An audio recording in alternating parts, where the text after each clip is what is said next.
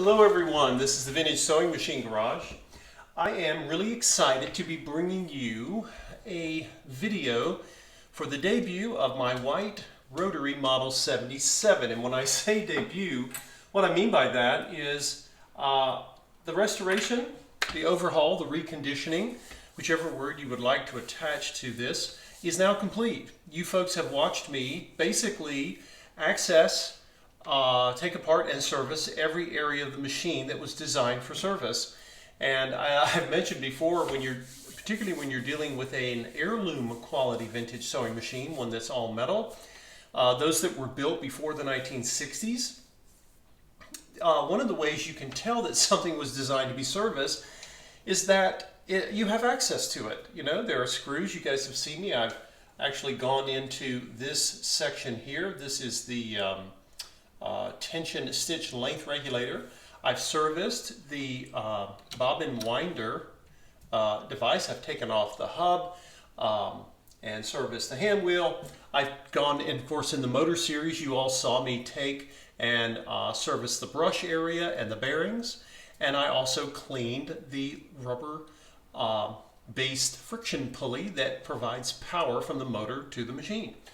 I actually went behind the machine, and I have photographs for the listing for any of you who see this machine posted for sale. And there are two panels on the very back that have screws. You take them off to access the back to service it, clean or lubricate. And then of course, the video I had been wanting to make for quite some time, I hadn't seen one. If you guys have seen others, let me know, because I was looking for a video where someone would take off the tension assembly on one of these and actually show how to do it. And so I had done it before, and I decided to do it again this time. And I showed how to take this off and service the tension assembly, which is it's an L-shaped assembly, but once you've seen it done, it's not so bad. And then of course I show how to thread the machine.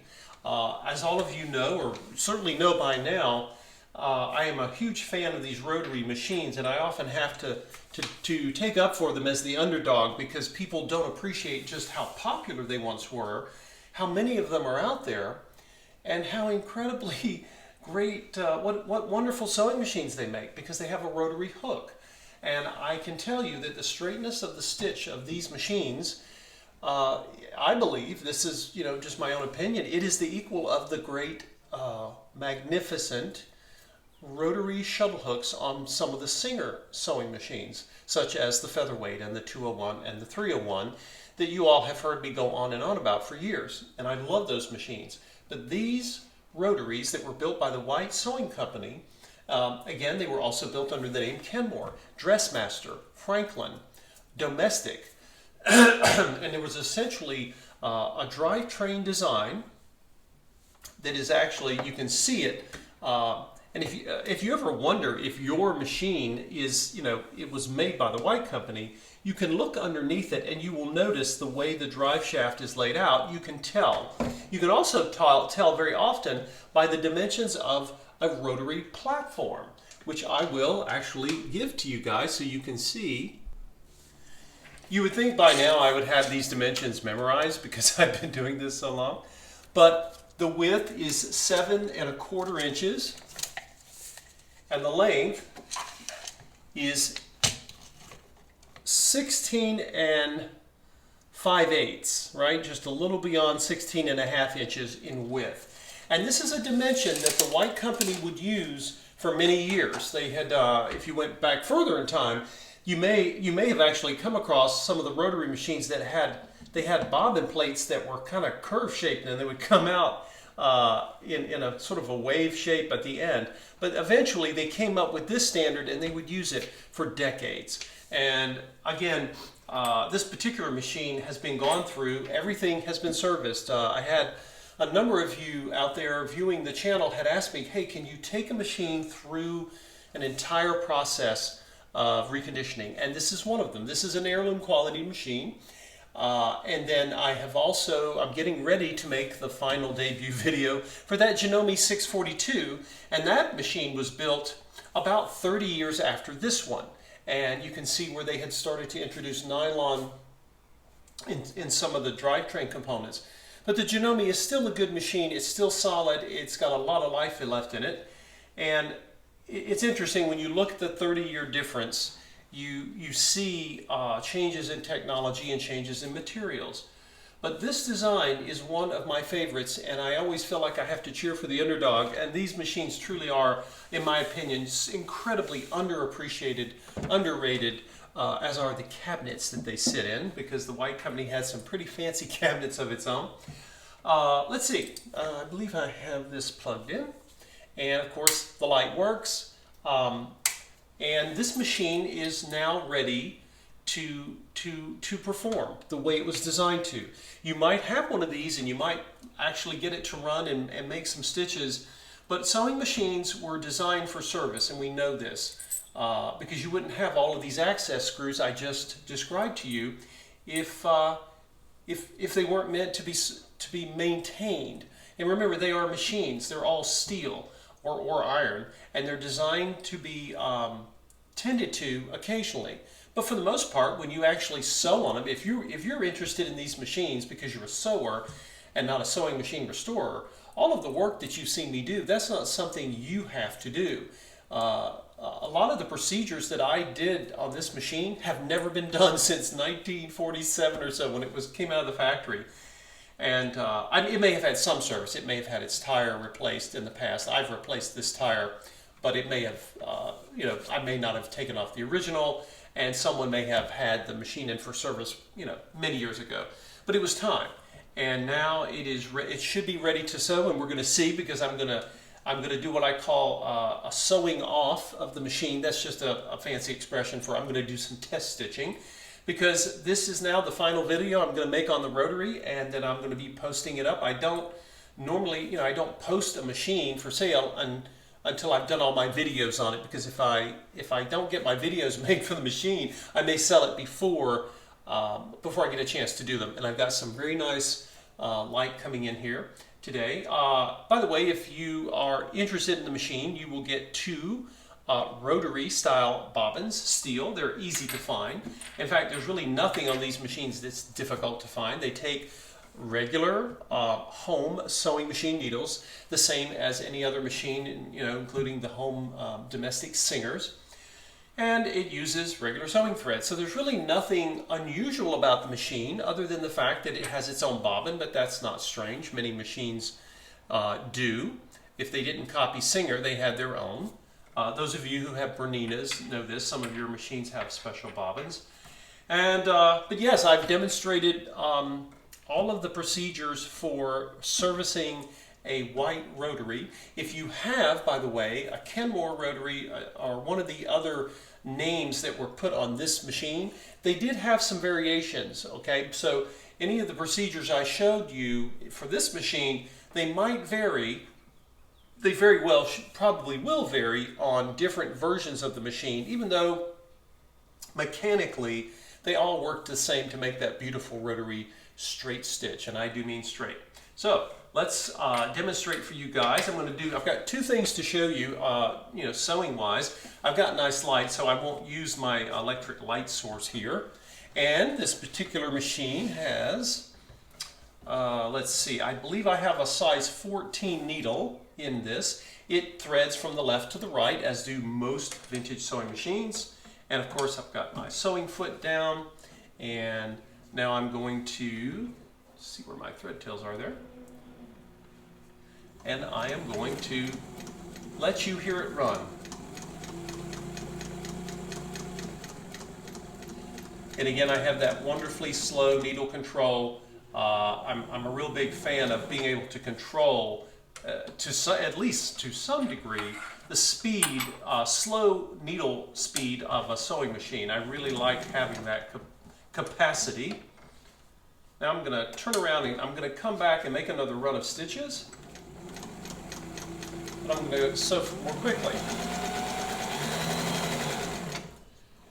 And I may have shown this machine sewing in another video, because I was doing something with it, testing it or what have you.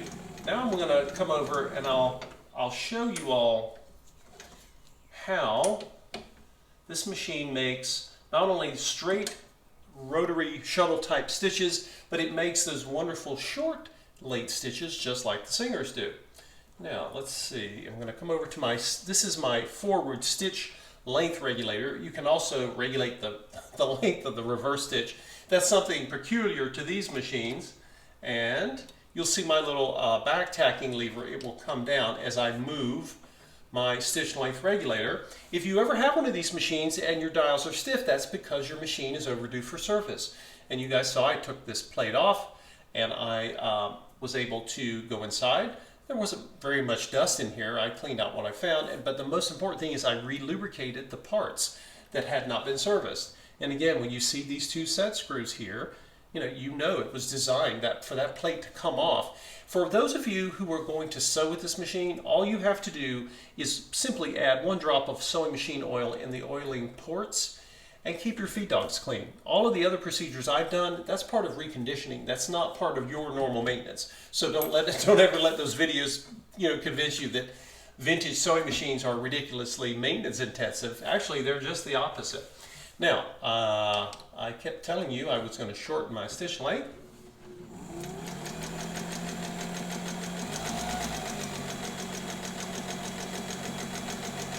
You'll notice that if you can hear the motor, it has sort of a low rumble.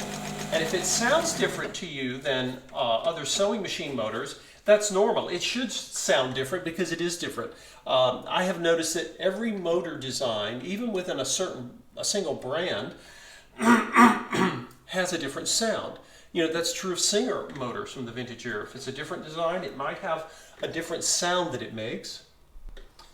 Now I've got my scissors here, and I'm going to show all of you. I can keep that beautiful light coming in through the window. I want you to see the stitches this machine produces. So if you look, the first 2 rows I made are the long stitch length. Of course, look how incredibly straight the stitches are. They're so consistent. And then the row down below here, just above my thumb, this 3rd row at the bottom, those are the short late stitches. And it's just remarkable how consistent they are.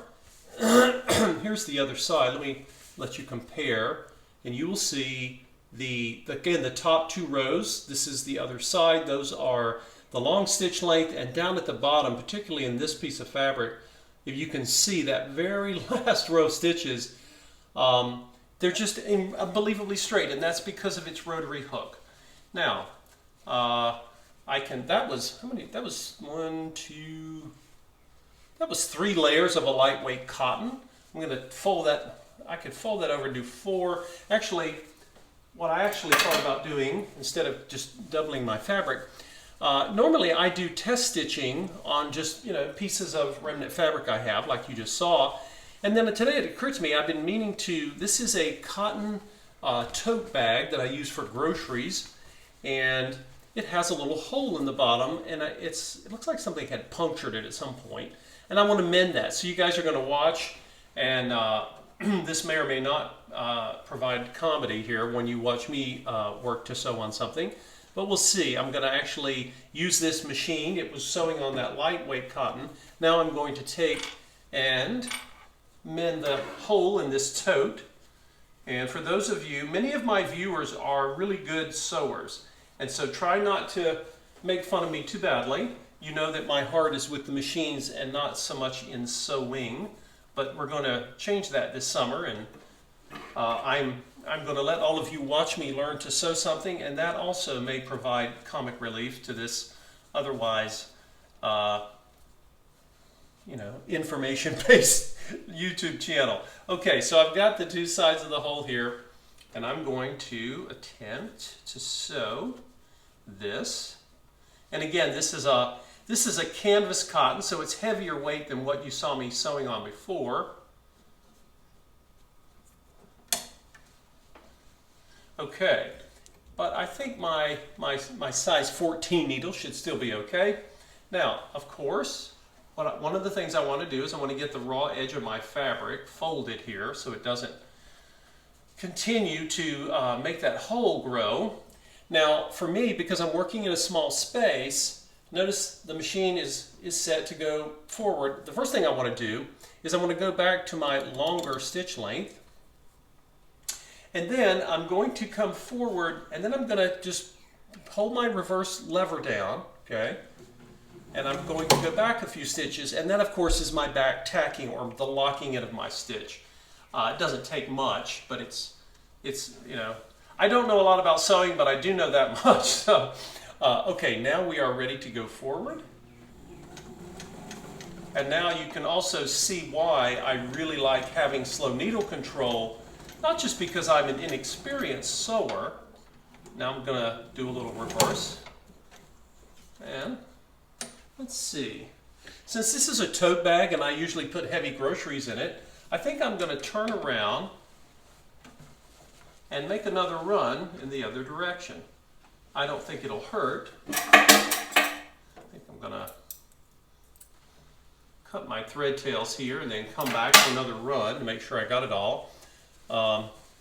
Again, I don't aim for entertainment here, but I can tell you, watching me sew something, some of you have been sewing all your lives and you are masters at it, so be kind, because I make no claims to be an expert sewer, but this is all about saving this tote bag, because it's a good bag, and as our ancestors were fond of practicing, we don't want to waste something. I'm going to go ahead and trim off this excess, these thread tails, so I don't get confused as to what it is I'm seeing on my fabric here. And I'll come back to make sure my needle's up. Okay, so again, I'm going to come down and then I'm going to just back tack a little bit to lock in my stitch.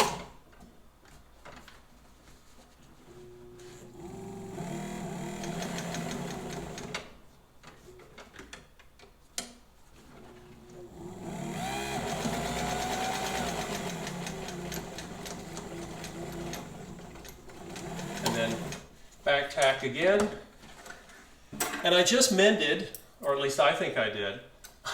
Some of you may differ in what you think, and I'm doing this, you know, I'm humbling myself in front of all of you expert sewers. But my goal here was to mend this bag in a way that would just prevent the hole from spreading, and just keeping it strong so that I can use it. It is not matched, you know, in this fold down here on this bag here. Those of you who are bag sewers could definitely teach me a thing or two. But again, I'm using the machine primarily as a way to mend a tote that I use at the grocery store. If this were a shirt, I would not try to make that mend, because then I would be wearing it and people would be staring at my shirt asking why it looked strange.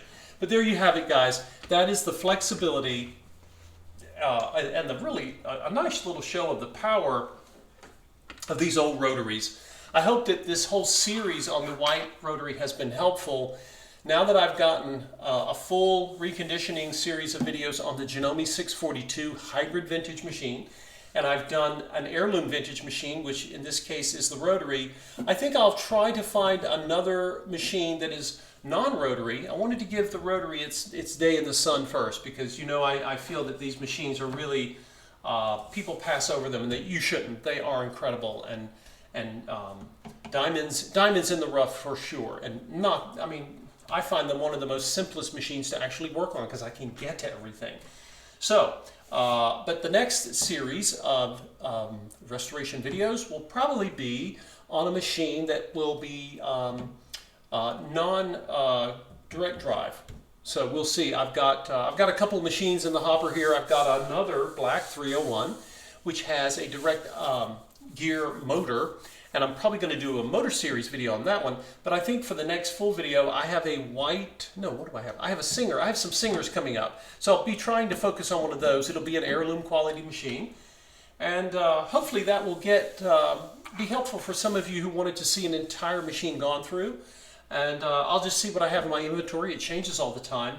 But thank you, guys. I appreciate you watching.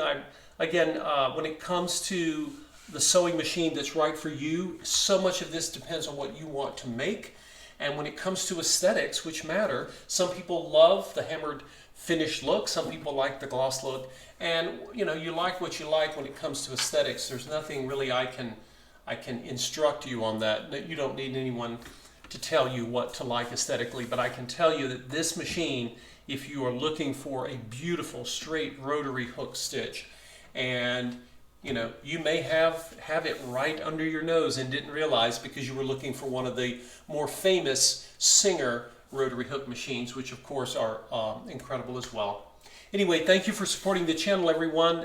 This summer the views keep coming, and right now I'm going to try to get more videos made, and hopefully this summer you will see me learning to sew a project, and I don't know how that's going to go, but it's probably not going to be boring. We'll put it that way. Thank you all for watching, and have a great weekend.